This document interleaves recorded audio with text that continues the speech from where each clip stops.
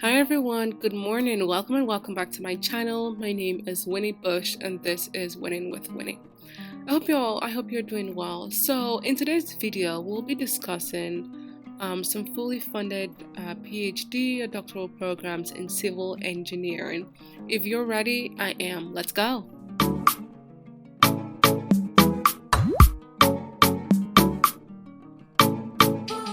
Alright, you guys, so the first university we'll be looking at is called Johns Hopkins University, and the program is based in their Department of Civil and Systems Engineering.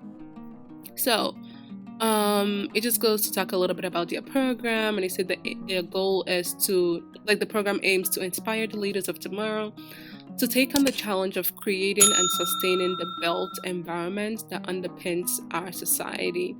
It says it's a small class, so it says the small class of the department fosters a collegial, close-knit relationship between the students, faculty, and staff. Alright, let's just go straight to the funding. So right here is where it says it. So it says all PhD students are fully funded with tuition, stipend, and benefit, including healthcare, so that's health insurance for the entire duration of their program. So that's it right there. So that's our first university, Johns Hopkins. Let's look into a little bit more about their program requirements.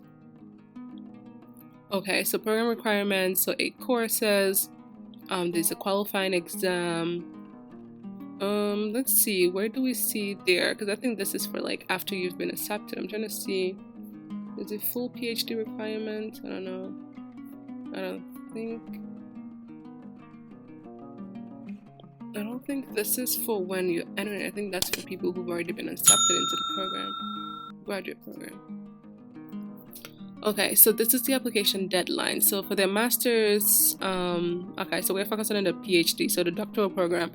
But this is for fall 2022, so the deadline is December 31st. So I'm guessing if you're trying to start in fall 2023, the deadline would be December 31st, 2022. So get on it. Let's see what the admission requirements are. Okay, so it says you have to fill out like an online application. You will need to submit 3 letters of recommendation. And then so basically you enter the emails of the people you want to recommend you, and then it sends them an electronic request. You would need a statement of purpose, and it says the statement 1 to 3 pages should outline your background and interest in civil or systems and engineering, reasons why you're seeking to pursue a graduate degree, and why you believe Johns Hopkins University is a good fit for you, specific career goals, events, or places that have inspired you. And then for GRE scores, it says so the School of Engineering does not require GRE general test scores for applicants. All right, so for their PhD students, it doesn't require like a doctoral. What's going on with me today, y'all? Okay, so for their PhD program, it does not require GRE for their masters, but you're able to request a waiver. All right, for transcripts, so it says official copies of transcripts are not required for application review purposes. Applicants are asked to upload. This is awesome. So you're able to upload an unofficial transcript during your application, but after you've been offered, if you receive an offer and then you choose to accept it, then you must submit your official one. And it says for international students, international students, all right, so you would need to have your transcripts or all your credentials evaluated from the World Education Services. There's also you're able to request TOEFL or IELTS waiver as well. And then the application or the admission fee is $25, and you also need to submit to them your cover letter or resume. And then it says things that are optional, so your personal statement, and then sample of work. And then for international students, it just says that questions about your visa and I-20 status, you would need to reach out to their international office. So that is our first university, and that's Johns Hopkins. Let's just click on here and just look into a little bit more. So civilization engineered. Okay. Undergraduate programs. or they even have a MSE in civil engineering as well, but that's the doctoral program that we took a look at. But yeah, you guys, so like you see, they're fully funded with tuition, stipend, and benefits, and that includes health insurance. So go ahead and turn in your application materials if you're interested in Johns Hopkins. All right, let's move on to our next school. So our next university is called Carnegie Mellon University, and Carnegie Mellon is actually located in Pittsburgh, Pennsylvania. So for their doctoral program in civil and environmental engineering, they offer research assistants. And it says many of our graduate students conducting research in the department, typically doctoral students, and in a few cases, master's students, receive financial aid in the form of research assistance that cover, let's highlight that, that covers tuition, technology fees, and a stipend for living expenses for the calendar year, including summer, up to 5 years, as long as sufficient progress is made towards degree completion. And it says that funds for research assistantships generally come from external research contracts. So yeah, you guys, this is another one. Let's go down a little bit. Okay, so it's just saying full-time PhD students and a few MS students working on research projects engage in research under faculty guidance. And it says it says graduate students are selected to receive offers of a research assistant based on the following factors. So the first one is the qualifications and past performance of the student. They base that on your transcript, exams, and recommendations. The interest of the student, as stated in their statement of purpose. So I'm pretty sure that's the essay you have to submit to them. The availability of externally funded research contracts in their stated areas of interest. The student's competitive position within the larger pool of highly qualified applicants. So there you have it. So they also offer like PhD fellowships. So this says our department is able to offer CIT Dean's fellowships, and that is complete. Let me highlight this so y'all can see it better. So that's complete tuition coverage for 1 year and $1,500 of support for use on the student's behalf. To qualified first-year doctoral students admitted to the program, students elected to receive this fellowship will be notified of the award in their offer letter. So that's a good one. They also have the GEM fellowships program.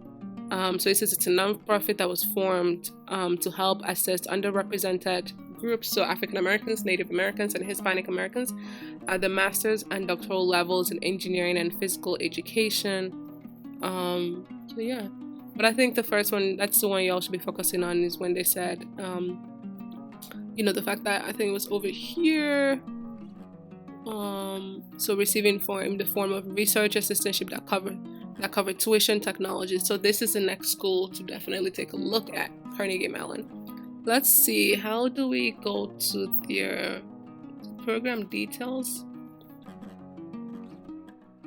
Okay, this just give you information about their program. I'm trying to see, we just need information about applying for admissions, maybe that.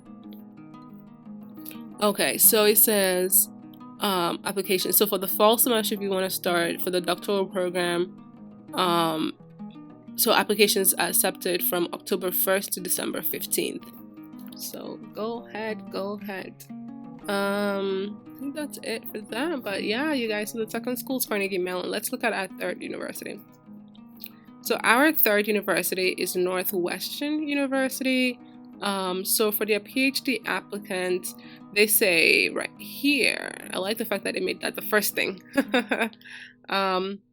But it says all PhD students are fully funded throughout the duration of their studies by a combination of internal and external fellowships, grants, and research and teaching assistantships. Okay. And it says your application right here, your application is automatically considered with submission. We also encourage students to apply for external scholarships. Perfect. Let's see, how do we see about the application process? What would that be? Maybe admissions? Okay, I don't think it's over there. Let's see. Admissions right here. Okay, so it says the Department of Civil Yeah, so the Department of Civil and Environmental Engineering offers only fall admissions. There are therefore no admissions for winter, spring, or summer quarters. The reason for that is that sequentially offered courses start in the fall of each academic year, and it's advantageous to be present for the beginning of the sequence. In addition, all financial support packages begin in the fall. Okay, so it's a fall only program. Okay. And then you would have to go through their website. So it says international and USA PhD applicants should have their completed online application and deadline fee electronically submitted no later than December 15th, 2021. And then application material, the first thing they're requiring is your transcript. It says applicants to Northwestern University will no longer be required to mail paper copies of their transcript. Instead, applicants will be required to upload scanned copies of their unofficial. Okay, so yeah, so you need scanned copies of your unofficial, and then after you've been accepted, then you need to provide proof of your official transcript. The next thing you need is like letters of recommendation. So it says a minimum of 2 recommendation letters are required. You will need a statement of purpose, and it says the statement should be approximately 1 to 2 pages, single spaced. In your statement, be as specific as possible about the direction of your career, qualifications, research interest, and why you're choosing Northwestern. And then the next one is TOEFL scores. It says required for international students who did not complete a degree from an institution where the language of instruction is English. Okay, and then you also need a resume and you need writing samples. So it says, we encourage students to provide abstracts from their papers or articles as a way of broadening the scope of their applications. Domestic students may submit the diversity statement if they desire. However, please note, it is not an admission requirement, only an invitation. And then special notes for international applicants. So transcripts, it says your academic record should provide a listing year by year of all your courses taken. And then this is what they're hoping for in regards to taking the TOEFL or IELTS. All right, guys, so that was our third university. Moving on to our next one. Our next university is the University of Washington. So for the doctoral students, so it says PhD students are fully funded. Highlight. It says PhD students are fully funded with research or teaching assistantships, department support, and fellowships from a variety of organizations such as the National Science Foundation, Achievement Rewards for college scientists, and many more. So that's it right there. Let's see. So it says full-time PhD students and many research track master students are funded through. Okay, we already saw that. And it says the number of research assistantship awarded varies depending on the status of research grants in the department. Some interest areas hire research assistants at a master's level, while others only typically fund PhD students. All right, you guys. So how to apply? So it says funding for research and teaching assistantship is limited and competitive. Awards are made on a competitive basis by department faculty in each research area. And it just lists some of the programs. But yeah, you guys, so they are fully funded as well. Let's see, admissions prereq. Okay, this is for bachelor's. Where do we see the one for graduate program? Graduate programs.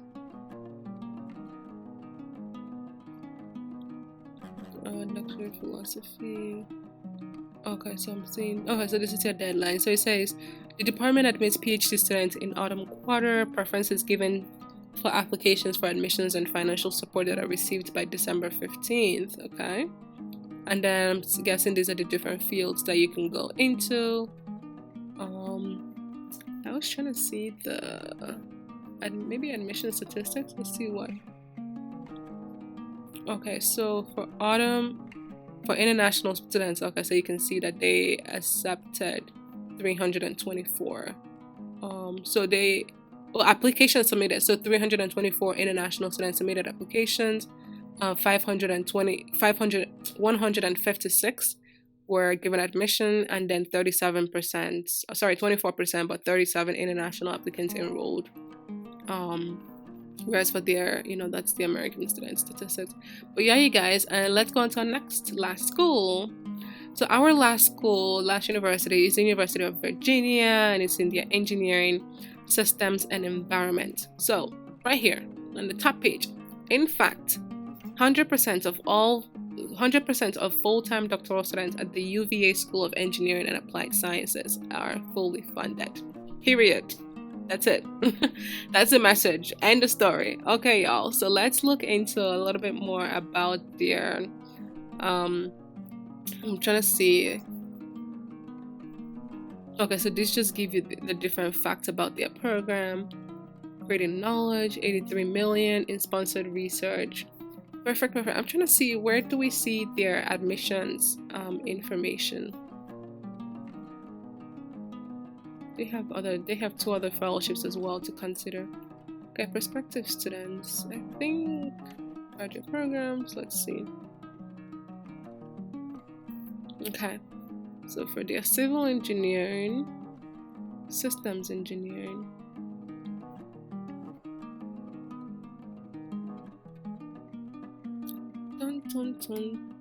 Let's see, do we open these? Maybe it would be in this.